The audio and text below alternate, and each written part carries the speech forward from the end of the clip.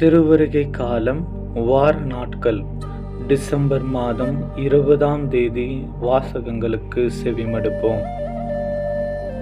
இறைவாக்கினர் எசையா நூலிலிருந்து வாசகம். அதிகாரம் 7 10 முதல் 14 வரை. அந்நாட்களில் ஆண்டவர் ஆகாசுக்கு மீண்டும் தம் திருவாக்கி அருளி சொல்லியது: உம் கடவுளாகிய ஆண்டவர் உமக்கு ஓர் அடியாளத்தை அருளுமாறு கேளும். அது கீழே பாதாளத்திலோ மேலே வானத்திலோ தோன்றுமாறு கேட்டுக்கொள்ளும் என்றார். அதற்கு ஆகாசு, நான் கேட்க மாட்டேன், ஆண்டவரை சோதிக்க மாட்டேன் என்றார். அதற்கு எசாயா, தாவீதின் குடும்பத்தாரே, நான் சொல்வதை கேளுங்கள்.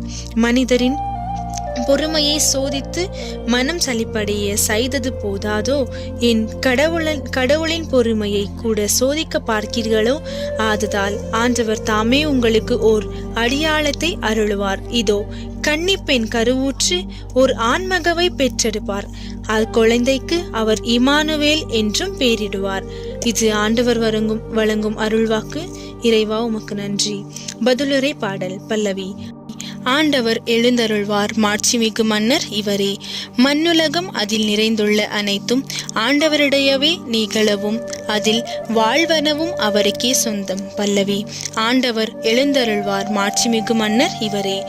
ஏனெனில் அவரே கடவுளின் மீது அதற்கு அடியாளத்தும் மீட்டார், அருள்கள் மீதும் அதை நிலைநாட்டினவரும் அவரே. பல்லவி. ஆண்டவர் எழுந்தருள்வாய், மாட்சிமிகு மன்னர் இவரே. ஆண்டவரது மலையில் ஏற தகுதியுள்ளவன் யார்? அவரது திருத்தலத்தில் நிற்குரியவர் யார்? பல்லவி. ஆண்டவர் எழுந்தருள்வார், மாட்சிமிகு மன்னர் இவரே.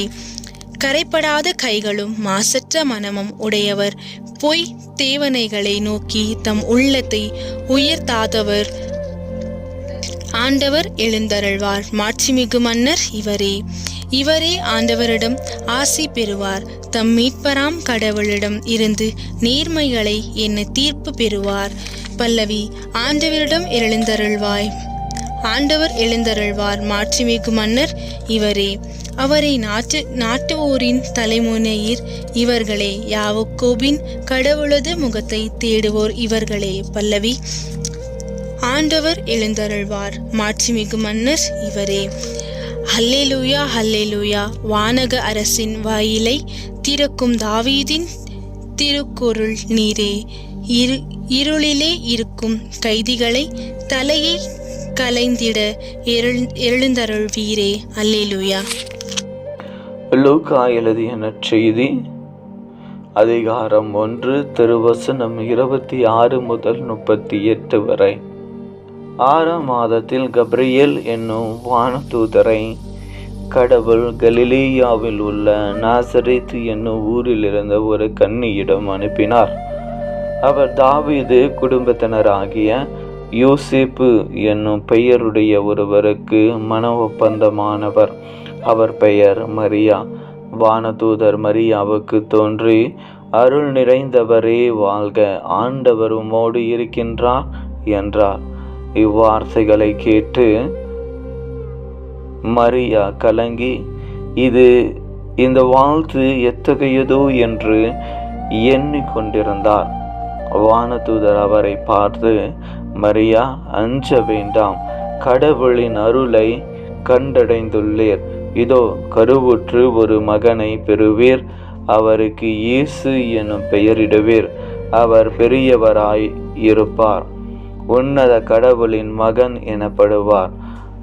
அவருடைய தந்தை தாவீதின் அரியணையை ஆண்டவராகிய கடவுள் அவருக்கு அளிப்பார்.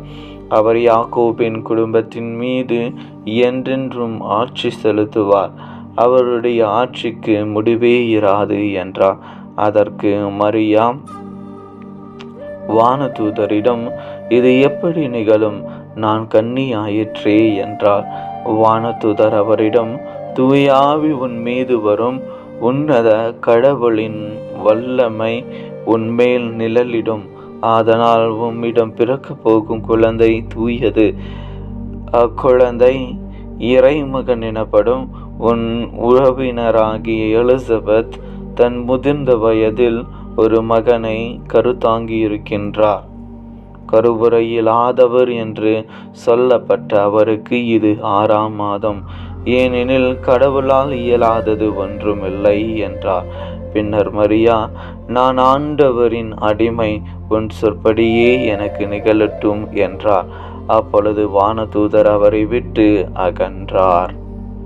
இது கிறிஸ்து வழங்கும் நற்செய்தி. கிறிஸ்துவே உமக்கு புகழ்.